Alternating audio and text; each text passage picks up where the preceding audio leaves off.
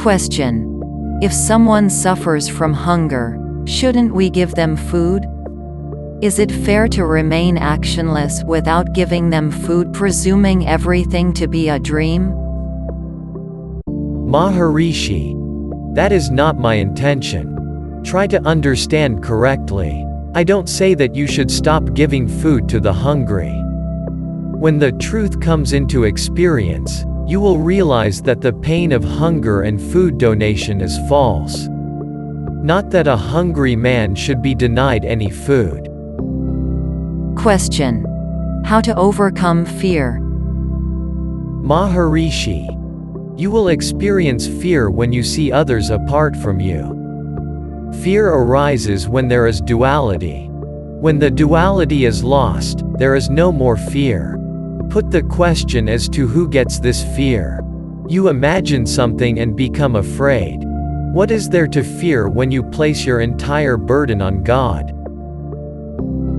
Question. If I am not the body, why do I still identify myself with the body? Maharishi, if you don't identify yourselves with the body, who else will experience karma or destiny? As long as the karma doesn't get exhausted, the false is presumed to be true. When the karma is exhausted, the identification with the false will be lost. The Almighty has created body consciousness so that the fruit of merits and demerits related to previous births come into your experience. If you lack body consciousness, you cannot experience them. Question. O Bhagavan, how come we don't have your grace? Maharishi, how can you come here without my grace? You presume that you have come here due to your intelligence. It is not true. You have come here not due to your intellect but my grace. Question.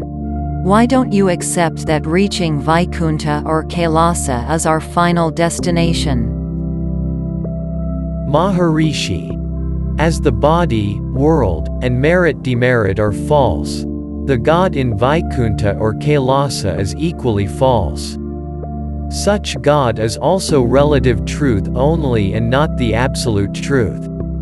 The absolute truth exists within your heart. The journey of your life will not stop until you reach there. The journey of your physical body ends in the burial ground, but until you reach your true abode and settle down there, your life continues. Question. How to overcome enmity? Maharishi, your likes-dislikes represent the internal enemies, and those who hate you denote the external enemies. You can permanently eliminate internal and external enemies if released from the false I. The external and internal enemies originate from the false I or the ego. You cannot get released from these enemies unless the false I is annihilated. Question. Do you have any enemies? Maharishi, I don't have any enemies. I don't have any friends either. Sri Nanagaru's comments. It implies Brahman alone exists, and thou art that. Question. How do I know myself? Maharishi, you utter, I. It is only referred to as the first thought. If you can withdraw the same and retain it in its source with the aid of discrimination and dispassion, the first thought will get annihilated. However, you will not get eradicated by its destruction. You will know who you are, that is, attain self-realization. Question. Your body is suffering from cancer. Why don't you transfer me that disease so I can suffer in your place? Maharishi, who has given me this disease? The disease has come according to this body's destiny. Who am I to transfer the disease? It is all God's will. Though your words seem sattvic externally, they are all ego-based words. If you remain as the self, no desire will arise. Question. Despite surrendering to God, I am still experiencing sorrow. Why is it so? Maharishi. Though externally, the mouth states that you have surrendered to God, internally, you have not yet surrendered to Him. Who is the I which experiences the sorrow? It is this I which has to be surrendered. If you haven't surrendered this I, who has been surrendered then? If your surrender is true, then the I gets subdued within the heart. When the I subdues into its origin, it will experience true bliss. Question. Why don't you accompany us to pilgrim centers like Kashi and Ramaswaram? Maharishi. Is there anything worthwhile to watch there? You go there only because you still possess body consciousness. A person without body consciousness has nothing to see or listen to. It is because Brahman is one and non-dual. When the seer itself is false, how can the seen be true? The world is made up of 5 elements. Is there any 6th element in such pilgrim centers? Question. You state that the source of the mind and breath is the same. Then why doesn't one die or lose breath when the mind gets annihilated? Maharishi. When the mind gets annihilated, one is still alive as each body has a predetermined destiny. Life is sustained so that destiny can be burnt out. Once the mind gets annihilated, destiny doesn't affect the body. God uses such a body as His instrument.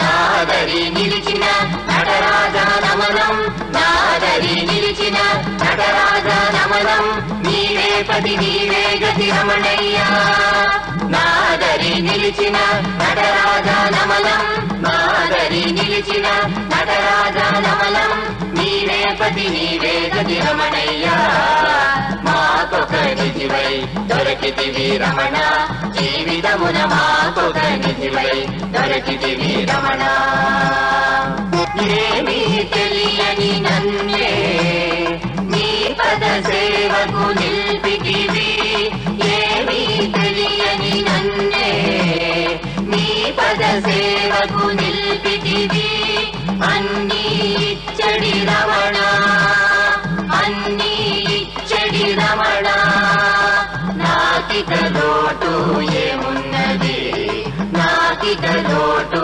ఏమున్నది మాకొక నిధివై దొరకితివి రమణ జీవితమున మాకొక నిధివై దొరకితివి రమణ మాతాండ మనసార చూచితిని వెంకట నిన్ను కొనియాడితిని మాతాండ మనసార చూచితిని వెంకట నిన్ను కొనియాడితిని దుఃఖములు దూరమైనవి దుఃఖములు దూరమైనవి పోషణ చేసెడి దొరనీవే పోషణ చేసెడి దొరనీవే మాకొక నిధివై దొరకితివి రమణ జీవితమున మాకొక నిధివై దొరకితివి రమణ మాకొక నిధివై దొరకితివి రమణ జీవితమున మాకొక నిధివై దొరకితివి రమణ